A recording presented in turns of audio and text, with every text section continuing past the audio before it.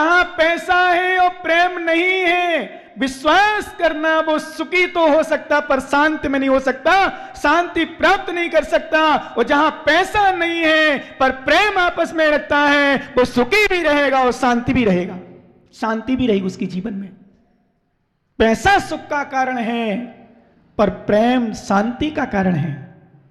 पैसा भौतिक सुख, सुख मतलब आत्मा सुख नहीं, पैसा सुख का कारण है पर प्रेम शांति का कारण है। विश्वास करना ज्ञानी, धन तुम्हारा संसार का सुख तो दे देगा पर शांति उससे नहीं मिलेगी, धन से, प्रेम से मिलेगी। आप अब एक काम करना, कितना गरीब व्यक्ति हो, कितना गरीब व्यक्ति हो, और प्रेम से रह के देखो घर में कितनी शांति महसूस होती है। साधु के पास कुछ ना हो, पूछ लो इटावा वालों से, ज्ञानियों से, और पूछ लेना सीकर वालों से, जयपुर वालों से, जहां जहां वाले आए तुम्हारे यहां, पूछ लेना उनसे। चाहे साधु हो, चाहे साध्वी हो, चाहे ब्रह्मचारी हो, चाहे ब्रह्मचारिणी हो, चाहे गृहस्थ का व्यक्ति रिश्तेदार भी क्यों ना हो। माताओं सच्ची बताओ, आप लोग जितनी बैठी माताओं यहां, मैं आपसे पूछना चाहता हूं, तुम्हें सबसे अच्छा रिश्तेदार कौन लगता है तुम्हारे यहां जो आता है? जो परेशान करता वो, जो खाने पीने की मांगता वो, जो ज्यादा परेशान करके ये बनाओ वो बनाओ वो, कि जो प्रेम से रहता है वो, जो खिला दिया खा लो, जो खिला दिया खा लो, जैसा जहां कह दिया वहीं सो जाओ, जहां रहे बढ़िया, आ गए चले गए, वो अच्छा लगता है। और जो मांगा करे, परेशान करे, हर बात में टोके, वो अच्छा नहीं लगता, वो अच्छा नहीं लगता। अच्छा कौन लगता है? बोलो ना, आप लोग बोलो जोर से, तुम्हारी आवाज जाए इसमें। प्रेम से रहे। पति कौन को अच्छा लगता है? किसका? प्रेम से रहे। देख लो भाई, आ गई ना पहचान। हाँ, प्रेम से नहीं रखोगे तो पति भी अच्छा नहीं लगेगा। सही कह रहा हूं, नहीं लगेगा। इसलिए ज्ञानी एक बार माँ को छोड़ रोक देना, पोस्टपोन कर देना, माँ समझती है, पर पत्नी को प्रेम दे देना। क्योंकि ज्ञानी ध्यान रखना, विश्वास करना, जहां प्रेम होता है वहीं शांति सुकून होता है। जहां प्रेम होता है वहीं सुकून होता है, जहां प्रेम नहीं वहां सुकून नहीं होता, शांति नहीं मिलती। इसलिए भगवान से प्रार्थना करना, भगवान हमारे पास पैसा ना हो हमें परवाह नहीं, पर हमारी आपस में भाई भाई में, पिता पुत्र में प्रेम बना रहे, यही हमें चाहिए और कुछ नहीं चाहिए आपसे। क्या चाहिए? क्या चाहिए? प्रेम चाहिए हमें, कुछ नहीं चाहिए हमें, धन नहीं चाहिए। क्योंकि धन दौलत कोई नहीं ले जाता। अमीर व्यक्ति मरता है और जिसके अंदर कसाय होती है, अहंकार होता है, तो मालूम क्या कहते हैं समाज के लोग, गांव के लोग, बढ़िया मर गो काई भी तो कौन चो मेरे पास। और एक प्रेम वाला मरता है जो सबसे बोलता है, चालता है प्रेम से, बढ़िया आराम से जय जन करता, बढ़िया मिलनसार है। आ जाओ भाई साहब चाय पी लो, आ जाओ भाई साहब पानी। माता तुम्हारे यहाँ कोई भी जाए एक बार पूछ लिया करो, भाई साहब चाय पियोगे क्या? कितनी लगती चाय? भाई साहब पानी पियोगे क्या? कई लोग ऐसे होते आते हैं पानी भी नहीं पूछते। पर ज्यादा भी मत पूछने, जिनको नहीं बुलाना होने तो, पर पानी पीने बहाने तुम्हारे घर में आएंगे ज्यादा, ये भी ध्यान रखना। हाँ, नहीं तो ऐसी भी हो जाती स्थिति में, कई बार पानी पीने के बहाने से जाते हैं, तो पानी पी लो, बढ़िया बातें करो, मस्त रहो, फिर डिस्टर्ब हो जाओ आप। लेकिन जो तुम्हारे रिश्तेदार हैं, परिवार के लोग हैं, कोई भी हैं, तुम्हें विश्वास है, अच्छे से प्रेम से रखो, प्रेम से पूछो। कोई भी आता है अंदर से पूछो, भाई साहब भोजन। एक बात बताओ, जब तुम्हें वो पूछेगा तो तुम इनके घर जाओगे तो वो पूछेगा कि नहीं पूछेगा? और तुम नहीं पूछोगे तो क्या पूछेगा वो? बाटा ले लो। हाँ, कुछ भी नहीं पूछेगा। टिट फॉर टैट, सीधी भाषा में टिट फॉर टैट। इसलिए मैं सुना रहा था, ज्ञान के अभाव में रानी चेलना भगवान महावीर स्वामी के दर्शन करके आई। शाम को रास्ते में मुनि मारे मिले, दिगंबर साधु, दर्शन किए, चलते बने। रात्रि में सोई, ठंडी का मौसम था, दिसंबर जनवरी का महीना। सोते सोते रजाई से हाथ बाहर निकल गया, सर्दी लगी। जो सर्दी लगी तो मुंह से शब्द निकल गया, वो कैसे रहते होंगे, उनका क्या होगा। बस हमने कई बार आपको बताया है, illusion is a very great disease, there is no medicine for illusion. भ्रम बहुत बड़ा रोग है। पत्नी ने कहा वो कैसे रहते होंगे, उनका क्या होगा। एक शब्द कान में पड़ गए पति के, और भ्रम भर गया। ध्यान रखना, जीवन में यदि किसी को ना छोड़ना हो तो भ्रम मत करना, चाहे पत्नी हो चाहे पति हो। चाहे गुरु हो चाहे रिश्तेदार हो, इतना नोट कर लेना। क्योंकि भ्रम से अच्छे अच्छे शिष्य छूट जाते हैं, भ्रम से अच्छे अच्छे गुरु छूट जाते हैं, भ्रम से अच्छे अच्छे भाई छूट जाते हैं, भ्रम से अपना पिता छूट जाता है, भ्रम से पत्नी छूट जाती है, भ्रम से पति छूट जाता है, भ्रम से पुत्र छूट जाते हैं। पति राजा श्रृणिक की विनती है, ध्यान रखना, ज्ञान है, समझना। ऐसे सुना कि अरे उसका क्या होगा, उसको गुस्सा ही उठा बाहर। भगवान सुबह के टाइम है, वो अभय कुमार को बुलाए, मंत्री था अभय कुमार, ज्ञानी था। उससे बोला इस मकान में आग लगा दो, भवन में आग लगा दो। तो अभय कुमार बड़ा ज्ञानी था, बड़ा समझदार था। बात कुछ और है, गुस्से में बोल रहे, क्रोध में बोले ठीक। अब मंत्री भी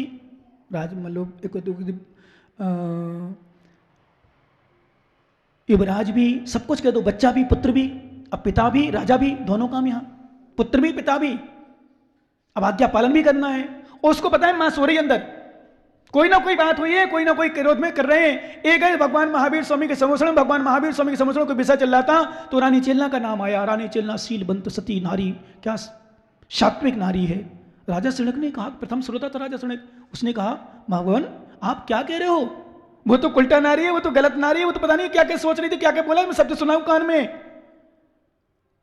ध्यान से सुनना। तो मालूम, बोले नहीं राजन, तुम्हें भ्रम हो गया है, तुमने गलत सुना है, तुमने सत्य नहीं सुना।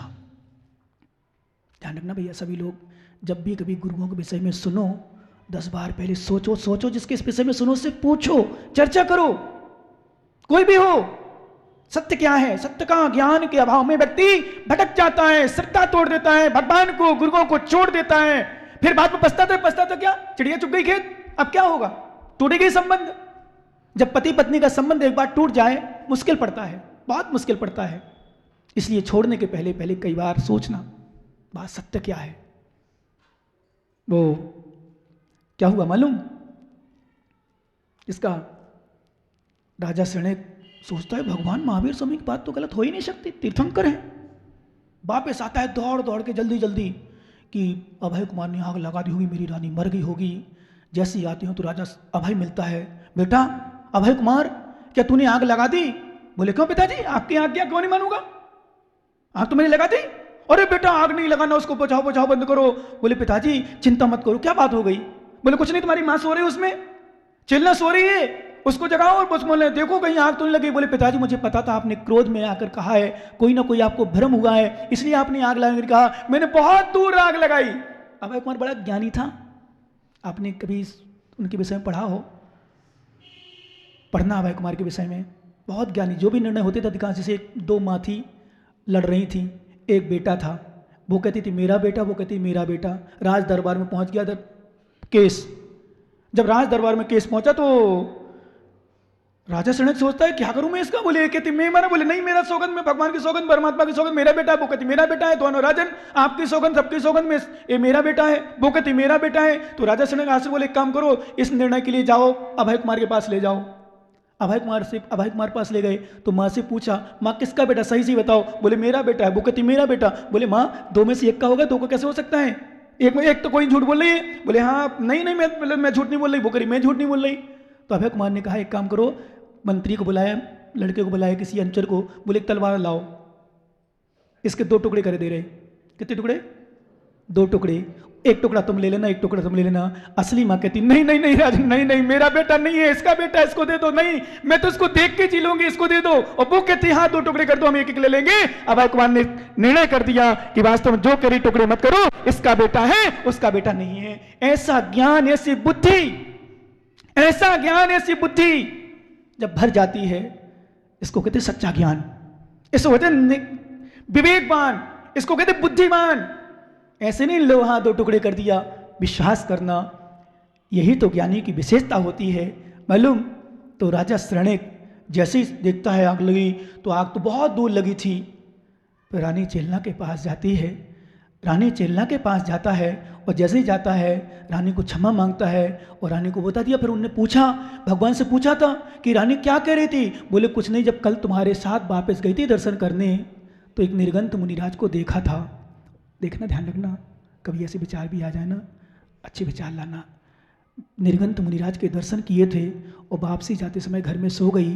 जब रात्रि में रजाई बोड़कर सो रही थी तो हाथ उसके बाहर निकले, तो मालूम क्या चिंतन आया, वो कैसे रहते होंगे जो निर्गंत हैं, वो कैसे जी रहे होंगे, कैसे रात निकाल रहे होंगे। दिगंबर साधु हैं जिनके तन पर भी धागा नहीं, मेरे तो रजाई से हाथ निकलने पर इतनी सर्दी लग रही, तो धन्य दिगंबर साधु के लिए जो निर्गंत रहते हुए अपनी साधना करने में लीन होते हैं।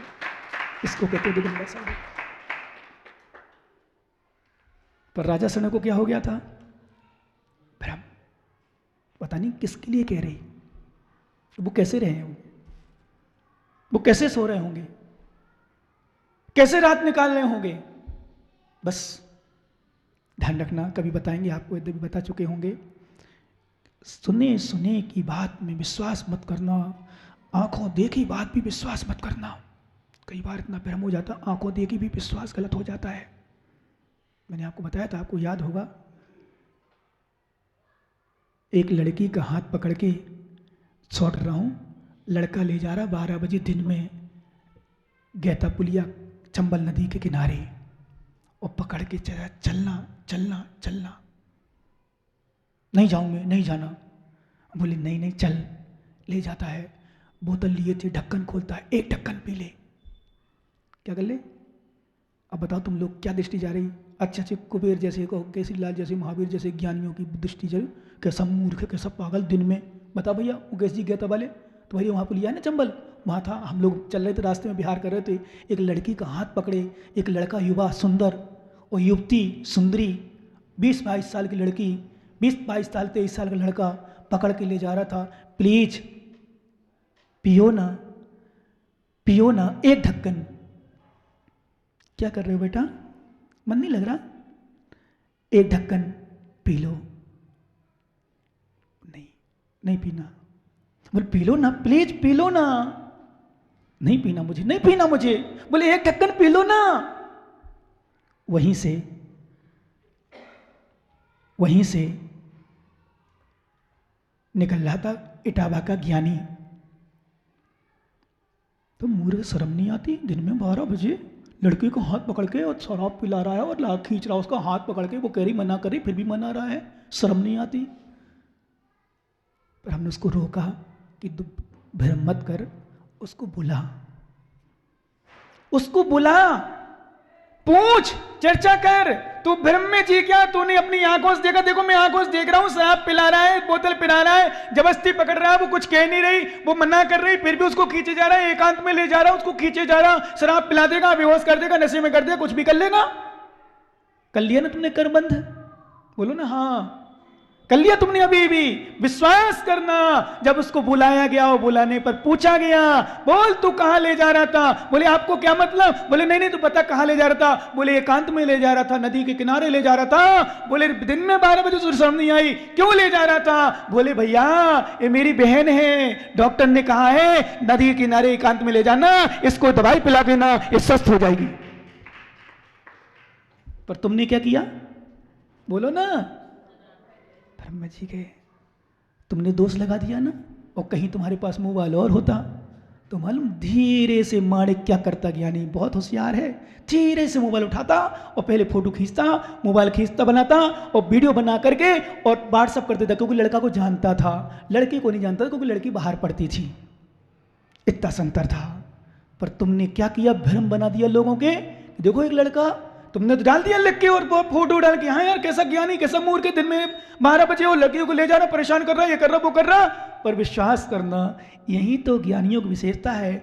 आत्मा को समझने का प्रयास करते हैं, परद्रव्य को समझने का प्रयास करते हैं, फिर परद्रव्य को छोड़ करके अपनी आत्मा में लीन होते हैं। और जो अपनी आत्मा में लीन होते हैं, सो सन्यासु मुनि, वही जीव क्या करता है, सन्यास। ऐसा ही वही सन्यास है, वही सन्यास समझो। ऐसा केवल रानी उद्धू, केवल ज्ञानी ने कहा है। और क्या कहा, निकाल लो एक गाथा और पढ़े अपन, बहुत सुंदर गाथा चल रही है आचार्य महाराज की। रण तय संजत्तु जियो